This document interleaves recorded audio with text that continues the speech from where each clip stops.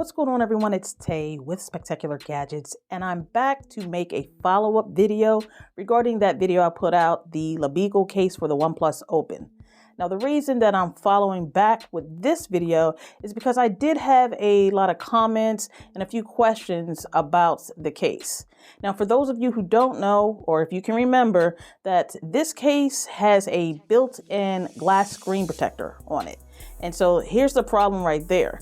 A lot of people were saying, many reviews and from their own experience, that the missed touches just made this case pretty much unusable.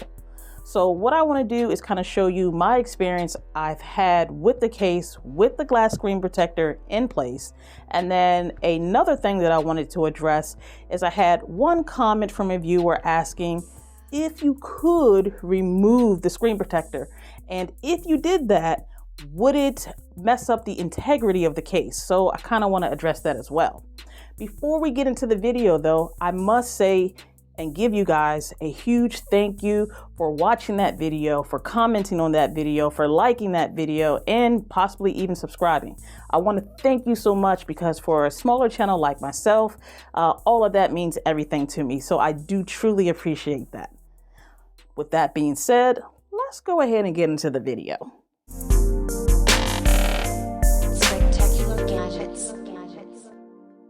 Here is the case in question. This is the LaBeagle case for the OnePlus Open. I do have the screen protector on as well as a matte screen protector that I already had on the device. So what I want to show you is my experience with the front screen and touching certain parts of the screen on camera for you guys to see for yourself. Now, swiping and scrolling, you see it's very responsive, but this is not quite what people were complaining about. It's not with the scrolling, but it's more so like if you're trying to go back or if you're trying to swipe up. What I noticed, my biggest issue was right here, that side menu. I like to use that side menu for quick access to my apps that I do use a lot. And as you see, I kind of have to like press down, start on top of the case, and then slide down onto the screen for it to come up. And before I had this case, I'd never had to do that. And as you see, sometimes it doesn't even work. So that is an issue that I personally have been experiencing, trying to get my side menu to come up.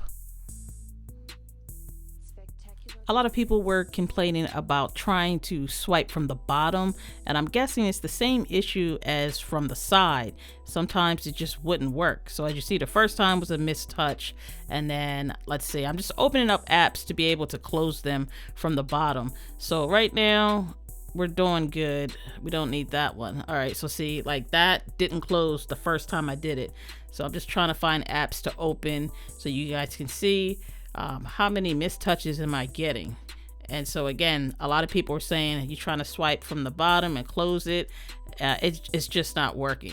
Now this is I don't think that one counts because it was crashed before I could even really get it open. But let me try another one just so we can see something that I know should open. Let's do Nintendo and see. So I was able to swipe that. I guess honestly, you guys are going to have to start from touching the case onto the screen. Like your finger actually has to start on the edge of the case and then let it roll down onto the screen, which is kind of like, I know it's kind of ridiculous, right? All right. So the next thing that I wanted to do was to show you the removal process that I did to get that screen protector off of this case.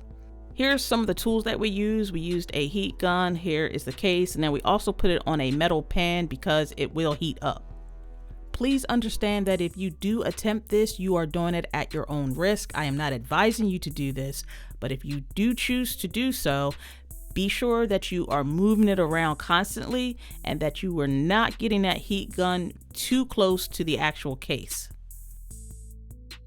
Now we flipped it over to kind of get the front as well to kind of heat that up. And so once you do that, it's going to be hot. So my husband touched it and he ended up realizing he's going to need something to kind of push it through, because what he's doing now is just kind of like pushing it on the edge, and as you see, that knife is able to kind of push it away from and relieve it from the case. So just use something that you can lightly push that glass off of the case, and as you see, it's actually working. The case is still intact for right now, and this thin part, don't just rip it off. You're going to want to take it from where he is and just slightly, gently pull it off, because this is a very thin part of the case. This is probably the most fragile part to this case.